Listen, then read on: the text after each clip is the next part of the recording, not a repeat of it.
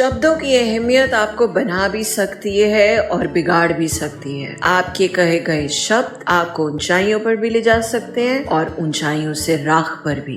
इसमें मेरा पूरा विश्वास है और मैं तो शब्दों पर ही जीती हूँ। पोइट्री करती हूँ, कहानियां सुनाती हूँ, बातचीत करती हूँ, लिखती हूँ। तो शब्द तो मेरे सबसे सबसे सबसे ज्यादा करीब दोस्त हैं।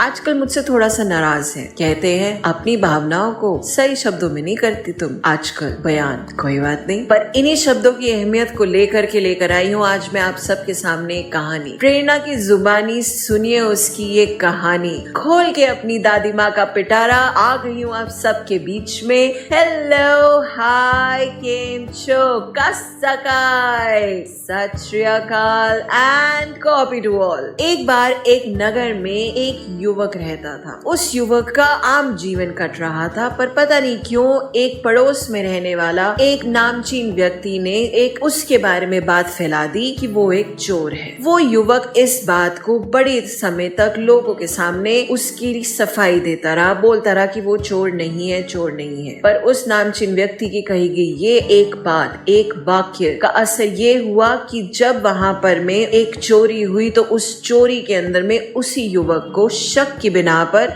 क्योंकि ये बोला गया था कि ये युवक चोर है, इस बिना पर उसको अरेस्ट कर लिया गया। बट सबूतों के अभाव में उस युवक को छोड़ दिया। जब वो युवक सबूतों के अभाव में छूट गया तो उसने उस नामचीन व्यक्ति के ऊपर मानहानि का दावा कर दिया। वो नामचीन व्यक्ति जब सरपंच के पास गया, उसने कहा ये तो मैंने एक सिर्फ टिप्पणी दी थी, अपने एक विचार व्यक्त करे थे, एक टिप्पणी थी, उससे ज्यादा कुछ नहीं था। मुझे क्या पता कि सबने इतनी बात को क्यों मान लिया और उसके ऊपर में इतने लांछन क्यों लगा दिए। उसको पकड़ा गया तो इसमें मेरा क्या दोष है, मैं क्या करूं। सरपंच ने कहा अच्छा ठीक है, जो आपने टिप्पणी दी थी वो टिप्पणी कागज के पन्ने पर लिख करके दे दीजिए। जब सरपंच को कागज के पन्ने पर लिख कर उस नामचीन व्यक्ति ने वो पन्ना पकड़ाया, नामचीन व्यक्ति ने उस पन्ने के टुकड़े टुकड़े टुकड़े टुकड़े टुकड़े करके उस नामचीन व्यक्ति के हाथ पे रखे और बोला घर जाते हुए ये टुकड़ों को बिखेर देना और कल आना वापस, मैं आपको जो भी मेरा फैसला होगा वो बता दूंगा। नामचीन व्यक्ति ने वो पेपर फैलाया, टुकड़े फैलाए, घर चला गया और अगले दिन वापस आया। सरपंच ने कहा एक काम कीजिए, वो टुकड़े जहाँ जहाँ फैले थे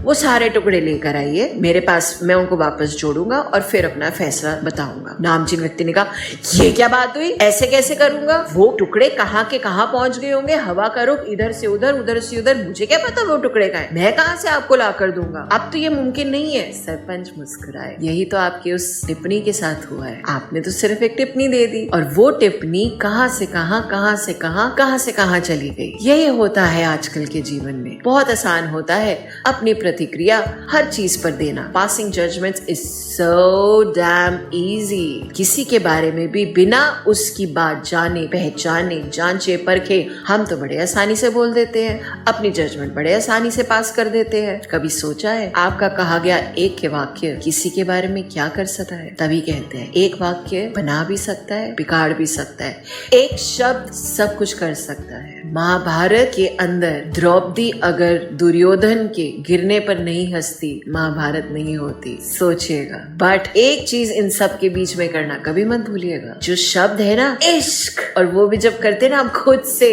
बहुत ताकत होती है उसकी, तो करना मत भूलिएगा इश्क योरसेल्फ।